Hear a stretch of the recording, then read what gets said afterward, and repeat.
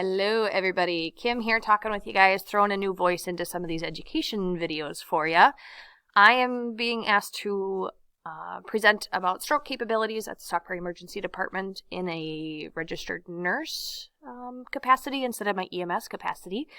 Gives you just a little insight on what happens when you bring patients to the emergency department at Stockbridge Hospital and kind of things that we're looking for based on your protocol and why we might divert, and things that you can do that makes it easier for us and the patient in the emergency department. So, kind of jumping into it, if I can push the right buttons here, there we go, some assistance with me.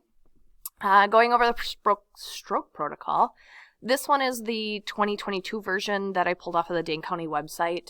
It's very similar to what's in our current rigs, but it's just what I pulled up for this one.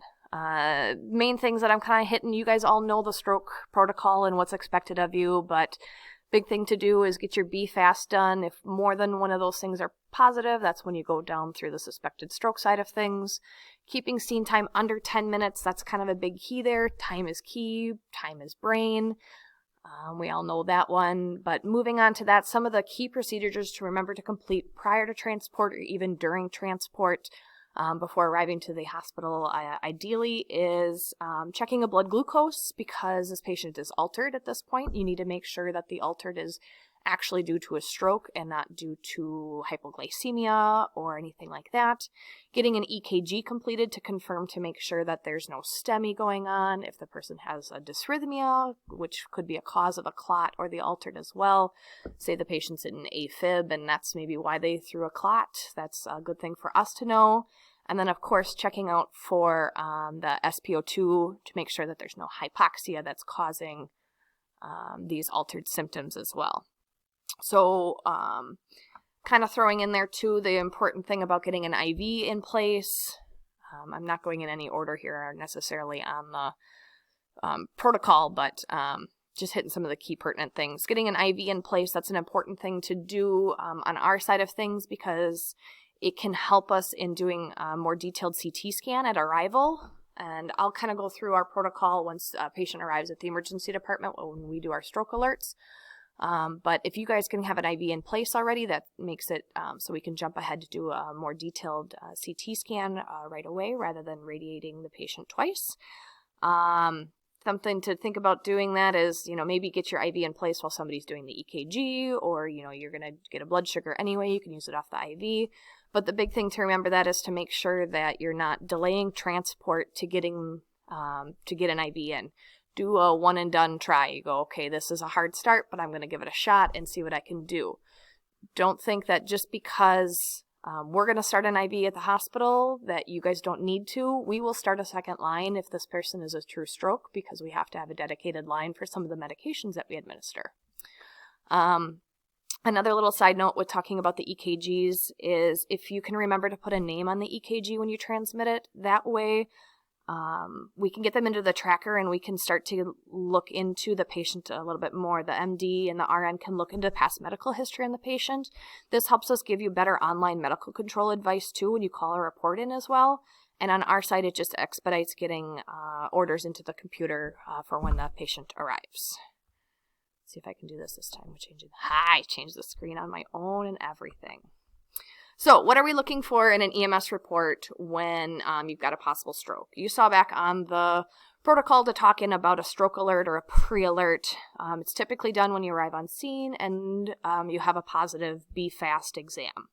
Alerting us at this point in the emergency department to the closest stroke-capable facility. That means that somebody who can do a CT scan and initiate thrombolytics. There's a list inside the protocol book that tells you which hospitals can do this.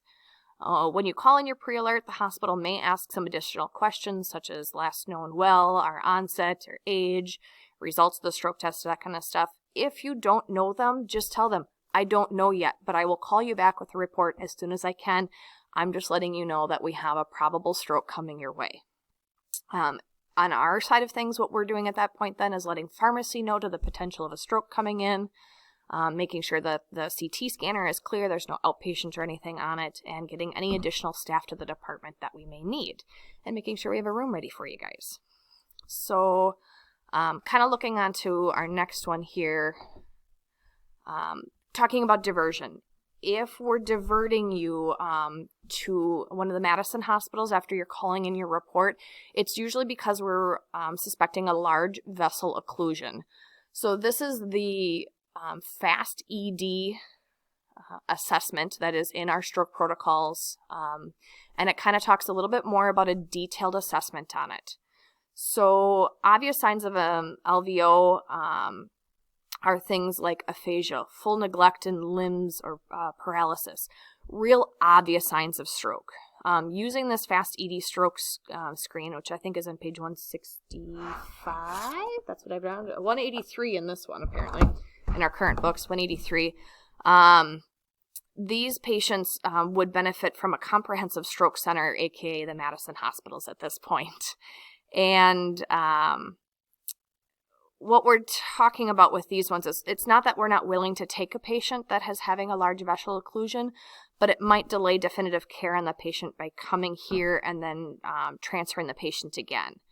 If we're asking you to divert and you're not comfortable with it, please speak up.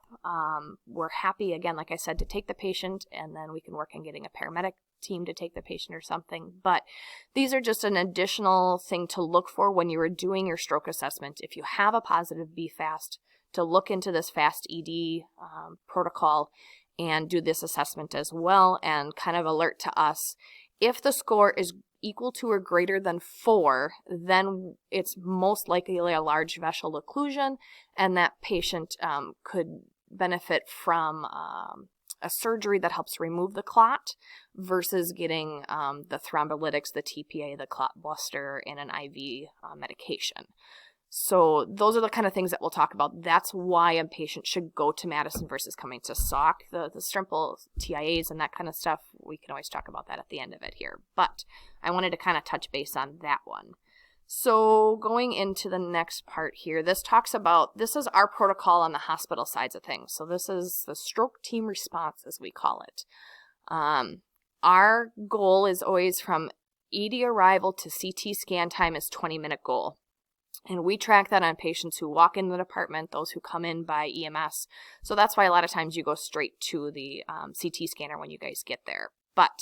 So what we start with is we alert medical imaging pharmacy, and HS means our house supervisor, and we let them know that we have a probable stroke coming into the department, and they get everything kind of ready that we need there. Then we activate the stroke team response, and says provider directs initial timing of CT. Okay, yeah. The screen's a lot smaller here than I was expecting. But it says here, goal of stroke time response activation is less than 5 minutes, and 2 CT scan in less than 20 minutes. Then we track what time the CT is performed. Once we get that done, while we're waiting for the results of the CT, we have a special order that we put in. It's CT stroke protocol, and we get results within 45 minutes of the CT scan being taken, and the radiologist calls directly to the emergency department to give a verbal report so things aren't missed and any questions can be done. While we're waiting for the results, this is when we're going back through and we're reassessing our ABCs. We're getting 2 IV accesses with labs, checking our allergies, going over our meds, determining if they're a fibrinolytic candidate. Why do I have such big words in this program? Knowing our last time well, and that's a big thing, is onset of symptoms and last time well. Kind of the same things or not. It's one thing when somebody wakes up at 8 in the morning and they've got onset of symptoms. They woke up having that, but they were last seen normal at, say, 8 p.m. the night before. So that's 2 kind of different things. Sometime between 8 p.m. and 8 a.m. the stroke symptoms started, and so that's a big thing in determining when a patient is a candidate for thrombolytics or anything like that. Patient weight we need to get, because that's how we do our TPA is weight-based. We do our NIH stroke scale, which is a more detailed version of that FAST ED thing that you guys would do in the field. We get our EKG, make sure the patient's on telemetry. Again, we're looking for STEMIs and dysrhythmias. and just maintaining the patient's heart rate. And then we're watching our blood pressure, because the blood pressure, you don't want a low blood pressure and you don't want a too terribly high blood pressure. So if their blood pressure is extremely high, we will be giving medications to help bring that down and get it into a therapeutic range. So during all that time, the radiologist calls back to the emergency room doctor, and we have reports of the CT scan. Now, does it show a hemorrhage or no hemorrhage? And that determines where we go from there. No hemorrhage. Then it's a probable acute ischemic stroke. That means a dry stroke instead of a wet stroke.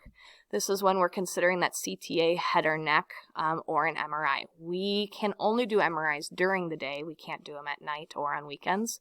But as I said, sometimes if you guys have that IV in place already at arrival, we will get that CTA, head or neck, right away if we don't suspect that this is a hemorrhagic or wet stroke. So then we move on to if the patient is a thrombolytic candidate.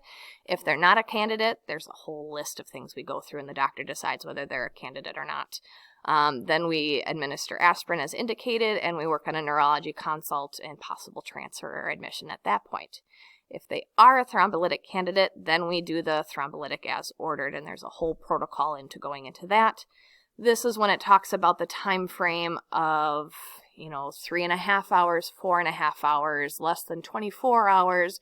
There's a whole confusion to when you can start that medication and when you can't start that medication.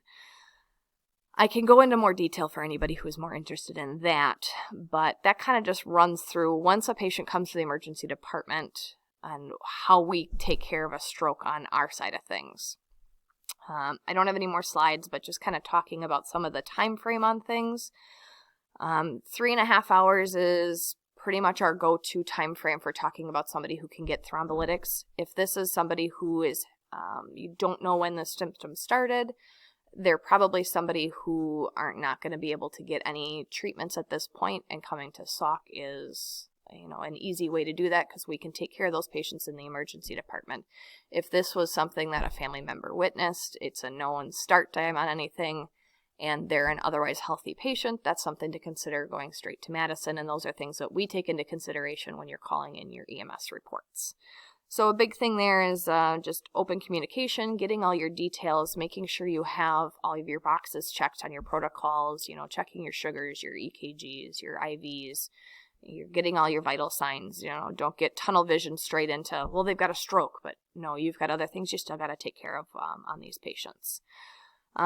We do take care of patients in the emergency department and admit them at Sauk Prairie Hospital for neural things, but there are a fair amount of them that get transferred to Madison because we don't have a neurologist at our facility. But we always consult with Madison hospitals for any questions that we have on stuff.